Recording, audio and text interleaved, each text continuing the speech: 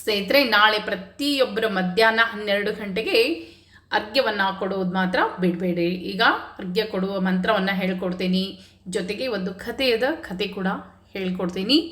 ಇನ್ನು ಅದಕ್ಕಿಂತ ಮುಂಚೆ ಬಹಳಷ್ಟು ಜನ ಹೇಳಿದ್ರಿ, ಮಧ್ಯಾಹ್ನ ನಾವು 12 ಗಂಟೆಗೆ ಅಕಸ್ಮಾತ್ ಪೂಜೆ ಮಾಡಲಿಕ್ಕೆ ಆಗೋದಿಲ್ಲ, ಆಫೀಸ್ಗೆಲ್ಲ ಹೋಗ್ತೀನಿ ಅನ್ನೋರಿದ್ದರೆ ನೀವು ಬೆಳಗ್ಗೆ ನಿಮ್ಮ ಪೂಜಾ ಸಮಯ ಯಾವುದಿರುತ್ತಲ್ಲೋ ಅದೇ ಸಮಯದಲ್ಲಿ ಶ್ರೀರಾಮದೇವರ ಪೂಜೆಯನ್ನು ಮಾಡಿ ಅರ್ಘ್ಯವನ್ನು ಕೊಟ್ಟು ಹೋಗ್ಬೋದು.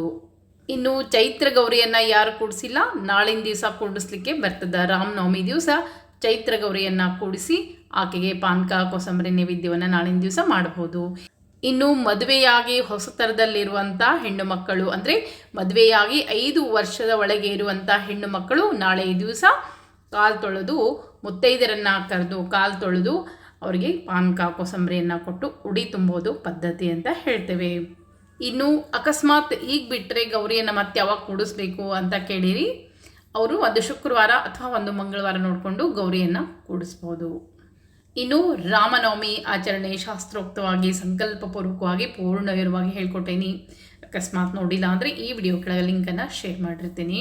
ಇನ್ನು ರಾಮದೇವರ ಅರ್ಘ್ಯವನ್ನು 12 ಗಂಟೆಗೆ ಕೊಡಬೇಕು ಅಂತ ಹೇಳಿದೆ. ಅಂದರೆ ಆ ಸಮಯದಲ್ಲಿ ಪೂಜೆ ಎಲ್ಲವನ್ನು ಮುಗಿಸಿ ಮಧ್ಯಾಹ್ನ 12 ಗಂಟೆಗೆ ಅರ್ಘ್ಯವನ್ನು ಕೊಡಬೇಕು. ಅರ್ಘ್ಯವನ್ನು ಕೊಡಬೇಕಾದ್ರೆ ಮೊದಲು ನಾ ಪೂಜಾ ವಿಧಾನ ಹೇಳ್ಕೊಟ್ಟೇನಿ. ಎಲ್ಲಿವರೆಗೂ ಮಾಡಬೇಕು ಅಂದರೆ ಪೂರ್ಣ ಪ್ರದಕ್ಷಿಣಾ ನಮಸ್ಕಾರ ಎಲ್ಲವನ್ನ ಮಾಡ್ಕೊಳ್ಬೇಕು. ರಾಮದೇವರಿಗೆ ನೈವೇದ್ಯ ಆರತಿ ಎಲ್ಲ ಆದಮೇಲೆ ಪ್ರದಕ್ಷಿಣಾ ನಮಸ್ಕಾರ ಎಲ್ಲವನ್ನ ಮಾಡಿಕೊಂಡು ನಂತರ ಅರ್ಘ್ಯವನ್ನು ಕೊಡಬೇಕು. ಅರ್ಘ್ಯವನ್ನು ಕೊಡಬೇಕಾದ್ರೆ ಕೈಯಲ್ಲಿ ಒಂದು ಪುಷ್ಪವನ್ನು ಇಟ್ಕೊಳ್ಬೇಕು, ಮಲ್ಲಿಗೆ ಹೂವನ್ನು ಇಟ್ಕೊಳ್ಬೇಕು, ಅಥವಾ ಯಾವುದು ನಿಮ್ಗೆ ಅನುಕೂಲವೋ ಒಂದು ಹೂವನ್ನು ಇಟ್ಕೊಳ್ರಿ. ಅಡಿಕೆ ಬೆಟ್ಟ, ತಾಂಬೂಲ, ದಕ್ಷಿಣೆಯನ್ನು ಇಟ್ಕೋಬೇಕು. ಅಂದರೆ ವಿಳೆದೆಲೆ ಏನು ಬೇಡ, ಅಡಿಕೆ ಬೆಟ್ಟ, ಅಕ್ಷತೆ ಇಟ್ಕೊಂಡು ಒಂದು ಹೂವನ್ನು ಇಟ್ಕೊಂಡು ಕೈಯಲ್ಲಿ ನೀರನ್ನು ಹಾಕ್ಕೊಂಡು ಮೊಣಕಾಲ ಮೇಲೆ ಕುಳಿತುಕೊಂಡು ಮನಸ್ಸಿನಲ್ಲಿ ಭಕ್ತಿಯಿಂದ ಭಗವಂತನಿಗೆ ಅರ್ಘ್ಯವನ್ನು ಕೊಡ್ತಾ ಇದ್ದೇನೆ ಅಂಥೇಳಿ ಮನಸ್ಪೂರ್ವಕವಾಗಿ ಹೇಳ್ಕೊಳ್ಬೇಕು. ಯಾಕಂದರೆ ರಾವಣನನ್ನು ವಧೆ ಮಾಡಲಿಕ್ಕಾಗಿಯೇ ಒಂದು ಮಾನವ ರೂಪದಲ್ಲಿ ಭಗವಂತ ಅವತರಿಸಿ ಬಂದಿದ್ದು. ಅದಕ್ಕಾಗಿ ಆ ಸ್ಮರಣೆಗಾಗಿ ನಾವು ಆತನಿಗೆ ಅರ್ಘ್ಯವನ್ನು ಕೊಡ್ತೇವೆ. 3 ಸಲ ಇದೇ ಮಂತ್ರದಿಂದ 3 ಸಲ ಅರ್ಘ್ಯವನ್ನು ಕೊಡಬೇಕು. ದಶಾನನ ವದಾರ್ಥಾಯ ಧರ್ಮ ಸಂಸ್ಥಾಪನಾಯ ಚ ರಾಕ್ಷಸಾನಾಂ ವಿನಾಶಾಯ ದೈತ್ಯಾನಾಂ ನಿಧನಾಯ ಚ ಪರಿತ್ರಾಣಾಯ ಸಾಧೂನಾಂ ಚಾತೋ ರಾಮ ಸ್ವಯಂ ಹರಿಃ ಗ್ರಹಾಣಾರ್ಗಮ್ಯ ದತ್ತಂ ಭಾತ್ರಭೀಃ ಸಹಿತೋನ್ನಗಃ ಅಂತೇಳಿ ಇದಂ ಅರ್ಘ್ಯಂ ಸಮರ್ಪಯಾಮಿ ಶ್ರೀರಾಮದೇವತಾಭ್ಯನ್ಮ ಇದಂ ಅರ್ಘ್ಯಂ ಸಮರ್ಪಯಾಮಿ ಅಂಥೇಳಿ ಬಿಡಬೇಕು. ಇನ್ನೊಂದು ಸಾರಿ ಇದೇ ಮಂತ್ರವನ್ನು ಹೇಳ್ತೇನೆ ನೋಡ್ರಿ. ದಶಾನನ ವದಾರ್ಥಾಯ ಧರ್ಮ ಸಂಸ್ಥಾಪನಾಯ ಚ ರಾಕ್ಷಸಾನಾಂ ವಿನಾಶಾಯ ದೈತ್ಯಾನಾಂ ನಿಧನಾಯ ಚ ಪರಿತ್ರಾಣಾಯ ಸಾಧೂನಾಂ ಚಾತೋ ರಾಮ ಸ್ವಯಂ ಹರಿಃ ಗ್ರಹಾಣಾರ್ಗಮ್ಯ ದತ್ತಂ ಭಾತ್ರಭೀಃ ಸಹಿತೋನ್ನಗಃ ಶ್ರೀರಾಮದೇವತಾಭ್ಯನ್ಮ ಇದಂ ಅರ್ಘ್ಯಂ ಸಮರ್ಪಯಾಮಿ ಅಂಥೇಳಿ ನೀರು ಹಾಕ್ಕೊಂಡು ಅರ್ಘ್ಯವನ್ನು ಕೊಡಬೇಕು. ಇನ್ನೂ ಒಂದು ಸಣ್ಣ ರಾಮನವಮಿ ಕಥೆಯದ ಹೇಳ್ತೀನಿ ಕೇಳ್ರಿ. ಒಂದಾನೊಂದು ಸಮಯದಲ್ಲಿ ಅಗಸ್ತ್ಯ ಮಹಾಮುನಿಗಳು ಸುತೀಷ್ಣ ಋಷಿಯ ಆಶ್ರಮಕ್ಕೆ ಬಂದಿರ್ತಾರೆ. ಹೀಗೆ ಅನೇಕ ಬಂದಂಥ ಋಷಿಗಳು ಅನೇಕ ವಿಚಾರಗಳನ್ನು ಅವರಿಗೆ ತಿಳಿಸ್ಕೊಡ್ತಾ ಇರ್ತಾರೆ. ತಿಳಿಸ್ಕೊಡುವಂಥ ಸಂದರ್ಭದಲ್ಲಿ ಸುತೀಷ್ಣ ಋಷಿಯು ರಾಮನವಮಿಯ ಮಹತ್ವವನ್ನು ತಿಳಿಸಿಕೊಡ್ಬೇಕು ಅಂಥೇಳಿ ಕೇಳ್ಕೊಳ್ತಾರೆ. ಆಗ ಅಗಸ್ತ್ಯ ಮಹಾಮುನಿಗಳು, ಎಲೆ ಮುನಿವರನೇ, ಚೈತ್ರ ಶುದ್ಧ ನವಮಿಯ ದಿನ ಮಹಾಶ್ರೇಷ್ಠವಾದ ದಿನ. ಹೇಗೆ ಅಂದರೆ ಆ ದಿನ ಶ್ರೀರಾಮಚಂದ್ರನ ಜನ್ಮದಿನ ಆಗಿರ್ತದೆ. ಆ ದಿನ ಪ್ರತಿಯೊಬ್ಬರೂ ನವಮಿ ದಿನ ಪ್ರಾತಃ ಕಾಲದಲ್ಲಿ ಎದ್ದು ಸ್ನಾನ ಸಂಧ್ಯಾದಿ ಕ್ರಿಯೆಗಳನ್ನು ಮಾಡಿ ಆ ದಿನ ಉಪವಾಸವನ್ನು ಮಾಡಿ ಶ್ರೀರಾಮನ ಪೂಜೆಯನ್ನು ವೈಭವದಿಂದ ಆಚರಣೆಯನ್ನು ಮಾಡಬೇಕು. ಶ್ರೀರಾಮನನ್ನು ತೊಟ್ಟಿಲಲ್ಲಿ ಹಾಕಿ ಜನ್ಮೋತ್ಸವ ಆಚರಣೆಯನ್ನು ಮಾಡಬೇಕು. ಈ ರೀತಿಯಾಗಿ ರಾಮನ ಜನ್ಮೋತ್ಸವವನ್ನು ವೈಭವದಿಂದ ಆಚರಣೆಯನ್ನು ಮಾಡಿದರೆ ಅನೇಕ ಜನ್ಮಗಳಲ್ಲಿ ಮಾಡಿದಂಥ ಪಾಪ ಪರಿಹಾರವಾಗ್ತದೆ. ಯಾರು ಈ ಶ್ರೀರಾಮನವಮಿ ದಿವಸ ಊಟವನ್ನು ಮಾಡುತ್ತಾರೆಯೋ ಅವರು ಕುಂಭೀಪಾಕ ನರಕದಲ್ಲಿ ಬೀಳ್ತಾರೆ. ಅಂದರೆ ರಾಮನವಮಿ ದಿವಸ ಉಪವಾಸವನ್ನು ಮಾಡಬೇಕು ಯಥಾಶಕ್ತಿ ಅಂಥೇಳಿ. ಇನ್ನು ಯಾರಿಗೆ ಉಪವಾಸ ಮಾಡಲಿಕ್ಕಾಗ್ತದೋ ಅವ್ರು ಮಾಡ್ಬೋದು, ಇಲ್ದಿದ್ದವರು ಬಿಡ್ಬೋದು. ರಾಮನವಮಿ ದಿವಸ ಉಪವಾಸ ಮಾಡೋರು ಯಥಾಶಕ್ತಿ ಉಪವಾಸವನ್ನು ಮಾಡಿ ಮಾರನೇ ದಿವಸ ದಶಮಿ ದಿವಸ ಅಡುಗೆಯನ್ನು ನೈವೇದ್ಯ ಮಾಡಬೇಕು.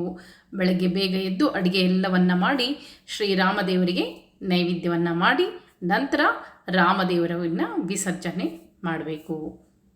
ಇನ್ನು ಉಪವಾಸ ಮಾಡೋದಿಲ್ಲ ಅನ್ನೋರು ಅವರು ಕೂಡ ದಶಮಿ ದಿವಸ ಬೆಳಗ್ಗೆ ಸ್ನಾನ ಮಾಡ್ಕೊಂಡು ಬಂದು ಅಕ್ಷತೆಯನ್ನು ಹಾಕಿ ಮಾಡಿದಂಥ ಪೂಜೆಯನ್ನು ವಿಸರ್ಜನೆ ಮಾಡ್ಬೋದು. ಇನ್ನು ರಾಮನವಮಿ ಉಪವಾಸ ಏಕಾದಶಿಯಷ್ಟು ಕಟ್ಟ ಮಾಡಲಿಕ್ಕೆ ಆಗಲಿಲ್ಲ ಅಂತಂದರೂ ಹಾಲು ಹಣ್ಣು ಹಚ್ಚಿದ ಅವಲಕ್ಕಿ ಈ ರೀತಿ ಉಪ್ಪಿಟ್ಟು ಏನಾದರೂ ತಿಂದು ಸಹ ಮಾಡ್ಬೋದು. ಆದರೆ ಅನ್ನವನ್ನು ಊಟ ಮಾಡಬಾರ್ದು. ಅಂದರೆ ಆ ದಿನ ಭಗವಂತನ ಜನ್ಮೋತ್ಸವವನ್ನು ಉಪವಾಸ ಮಾಡಿ ಆಚರಣೆ ಮಾಡೋದು ಶ್ರೇಷ್ಠ ಅಂಥೇಳಿ ಹೇಳ್ತಾರೆ. ಇನ್ನು ನಾಳೆ ತಪ್ಪದೆ ರಾಮರಕ್ಷಾ ಸ್ತೋತ್ರವನ್ನು ಹೇಳ್ತೇನೆ ನೋಡ್ರಿ, ಅಥವಾ ಕೇಳಿದ್ರು ನಡೀತದ. ಓಂ ಶ್ರೀ ಗಣೇಶಾಯ ನಮಃ. ಅಸ್ಯ ಶ್ರೀರಾಮರಕ್ಷಾ ಸ್ತೋತ್ರ ಮಹಾಮಂತ್ರಸ್ಯ ಬುಧಕೌಶಿಕ ಋಷಿಃ ಶ್ರೀ ಸೀತಾರಾಮಚಂದ್ರೋ ದೇವತಾ ಅನುಷ್ಠುಪ್ ಛಂದಃ ಸೀತಾಶಕ್ತಿಃ ಶ್ರೀಮದ್ಹನುಮಾನ್ ಕೀಲಕಂ ಶ್ರೀರಾಮಚಂದ್ರ ಪ್ರೀತ್ಯರ್ಥೆ ರಾಮರಕ್ಷಾ ಸ್ತೋತ್ರ ಜಪೇ ವಿನಿಯೋಗಃ. ಇದು ಸಂಕಲ್ಪ. ಇನ್ನು ಧ್ಯಾನ ಇರ್ತದೆ. ಧ್ಯಾಯೇದಾಜಾನುಬಾಹುಂ ಧೃತಶರಧನುಷಂ ಬದ್ಧಪದ್ಮಾಸನಸ್ಥಂ ಪೀತಂ ವಾಸೋವಸಾನಂ ನವಕಮಲದಳಸ್ಪರ್ಧಿನೇತ್ರಂ ಪ್ರಸನ್ನಂ ವಾಮಾಂಕಾರೂಢ ಸೀತಾಮುಖಕಮಲಮಿಲ್ಲಲೋಚನಂ ನೀರದಾಭಂ ನಾನಾಲಂಕಾರದೀಪ್ತಂ ದತಮರೋಜಟಾಮಂಡಲಂ ರಾಮಚಂದ್ರಂ. ಇನ್ನು ಶ್ಲೋಕ ಶುರುವಾಗ್ತದೆ. ಚರಿತಂ ರಘುನಾಥಸ್ಯ ಶತಕೋಟಿ ಪ್ರವಿಸ್ತರಂ ಏಕೈಕಂ ಅಕ್ಷರಂ ಪುಂಸಾಂ ಮಹಾಪಾತಕನಾಶನಂ ಧ್ಯಾತ್ವಾ ನೀಲೋತ್ಪಲಶ್ಯಾಮಂ ರಾಮಂ ರಾಜೀವಲೋಚನಂ ಜಾನಕೀ ಲಕ್ಷ್ಮಣೋಪೇತಂ ಜಟಾಮುಕುಟಮಂಡಿತಂ ಸಾಸೀತೂರ್ಣಧನುರ್ಬಾಣಪಾಣಿಂ ನಕ್ತಂ ಚರಾಂತಕಂ ಸ್ವಲೀಲಯಾ ಜಗತ್ರಾತು ಮಾವೀರ್ಭೂತಮಜಂ ವಿಭುಂ ರಾಮರಕ್ಷಾಪಟೇತ್ ಪ್ರಾಜ್ಞಃ ಪಾಪಗ್ನಿಂ ಸರ್ವಕಾಮದಾಂ ಶಿರೋ ಮೇ ರಾಘವಃ ಪಾತು ಬಾಲಂ ದಶರಥಾತ್ಮಜಃ ಕೌಸಲ್ಯೋಃ ದೃಶೌ ಪಾತು ವಿಶ್ವಾಮಿತ್ರಪ್ರಿಯಶ್ರುತಿಃ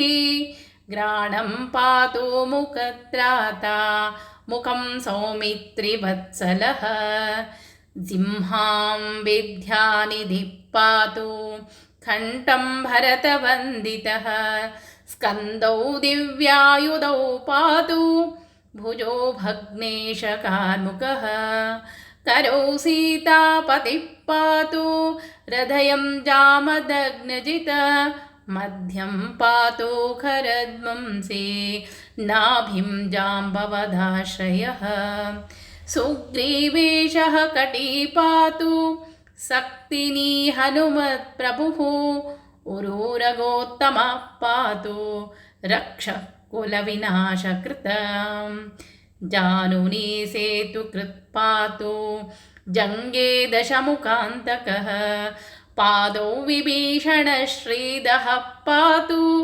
रामोऽखिलं वपुः एतां रामबलोपेतां रक्षां य सुकृती पठेत् सचिरायुः सुखी पुत्री विजयी विनयी भवेत् पातालभूतलव्योम चारिणश्चद्मचारिणः न द्रष्टुमपि शक्तास्ते रक्षितं रामनामभिः रामेति रामभद्रेति रामचन्द्रेति वा स्मरन् नरो न लिप्यते पापैर्भुक्तिमुक्तिं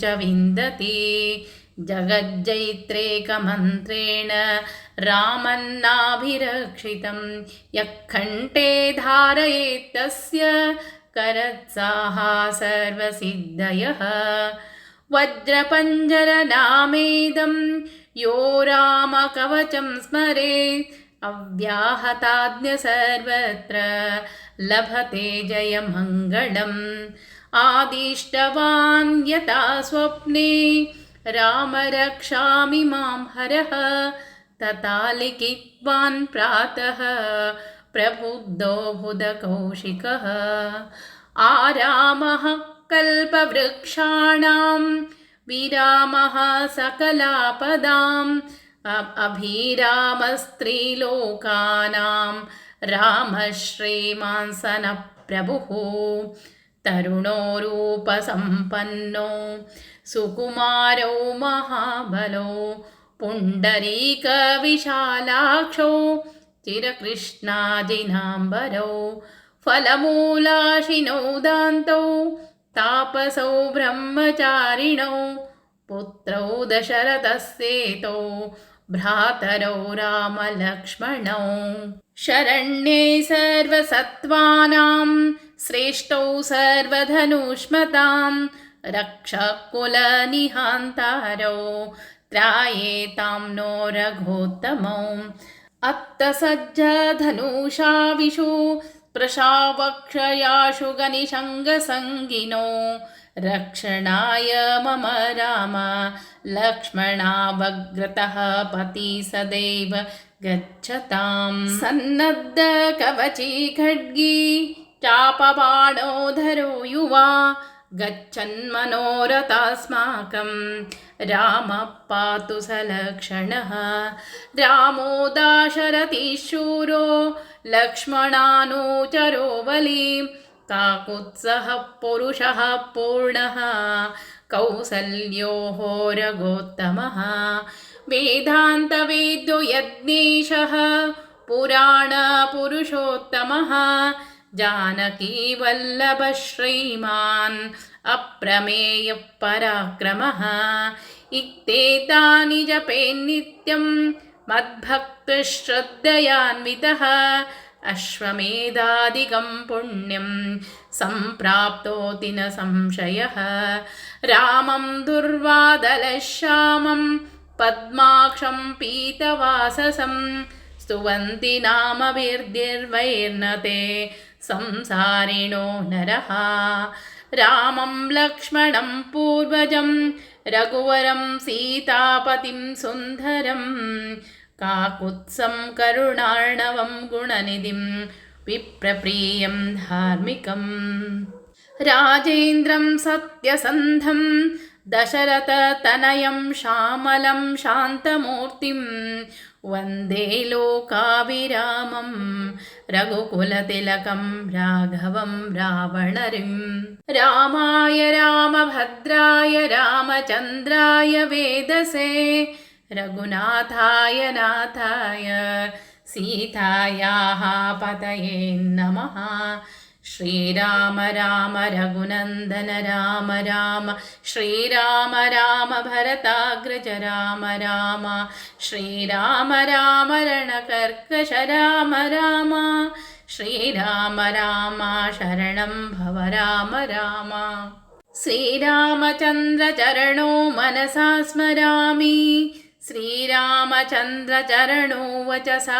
गृह्णामि श्रीरामचन्द्रचरणो शिरसा नमामि श्रीरामचन्द्रचरणो शरणं प्रपद्ये माता रामो मत्पिता रामचन्द्रः स्वामी रामो मत्सखा रामचन्द्रः सर्वस्वं मे रामचन्द्रो दयालुर्ज्ञानं जाने नैव जाने न जाने दक्षिणे लक्ष्मणो यस्य वामे च जनकात्मजः पुरुतो मारुतीर्थस्य त्वं वन्दे रघुनन्दनं लोकाभिरामं रणरङ्गधीरं राजीवनेत्रं रघुवंशनाथं कारुण्यरूपं करुणाकरं त्वं श्रीरामचन्द्रं शरणं प्रपद्ये मनोजवं मारुततुल्यवेगं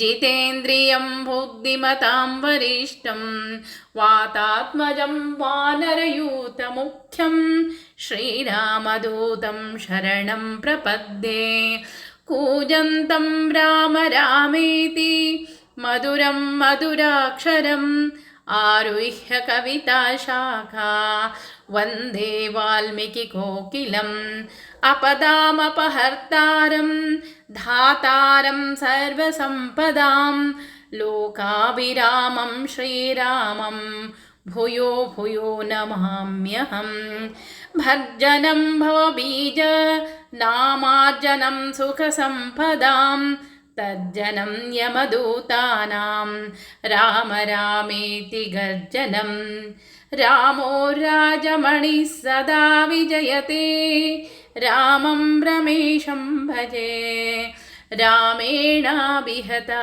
निशाचरचमो रामाय तस्मै नमः रामन्नास्ति परायणं परतरं रामस्य दास्योऽस्म्यहं रामे चित्तलयः सदा भवतु मे भो राम मामुद्धर श्रीराम राम रामेति रमे रामे मनोरमे श्रीराम राम रामेति रमे रामे मनोरमे श्रीराम राम रामेति रमे रामे मनोरमे सहस्रनाम तत्तुल्यं रामनामवरानने सहस्रनाम तत्तुल्यं रामनामवरानने इति श्रीबुधकौशिकमुनिविरचितं रामरक्षा ಸಂಪೂರ್ಣಂ ಶ್ರೀರಾಮಚಂದ್ರಾರ್ಪಣಮಸ್ತು. ಈ ರೀತಿಯಾಗಿ ರಾಮರಕ್ಷಾ ಸ್ತೋತ್ರವನ್ನು ವಿಡಿಯೋ ಕೆಳಗೆ ಬೇಕಂದರೆ ಹಾಕಿರ್ತೀನಿ, ನೋಡಿಕೊಂಡು ಕೂಡ ಅನ್ಬೋದು.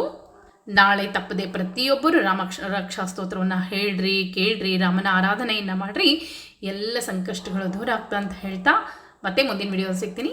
ನಮಸ್ಕಾರ. ಇನ್ನೊಂದು ವಿಷಯ ಬಹಳ ಸ್ಪಷ್ಟವಾಗಿ ಹೇಳ್ತೀನಿ, ಉಪವಾಸ ಅದು ಮಾಡೋದು ಬೇಕಂದ್ರೆ ಮಾಡ್ಬೋದು, ಬೇಡಂದ್ರೆ ಬಿಡ್ಬೋದು, ಅದು ನಿಮಗೆ ಬಿಟ್ಟಿದ್ದು. ದಯವಿಟ್ಟು ಉಪವಾಸದ ಬಗ್ಗೆ ಬಹಳಷ್ಟು ತಲೆ ಕೆಡಿಸ್ಕೊಳ್ಳಿಕ್ಕೆ ಹೋಗಬೇಡ್ರಿ. ಮಾಡಬೇಕು ಅನಿಸಿದರೆ ಭಗವಂತನ ಆರಾಧನೆ ಸ್ಮರಣೆಯನ್ನು ಮಾಡಿರಿ, ಖಂಡಿತ ಉಪವಾಸವನ್ನು ಮಾಡಿರಿ. ಮತ್ತೆ ಸಿಗ್ತೀನಿ. ನಮಸ್ಕಾರ.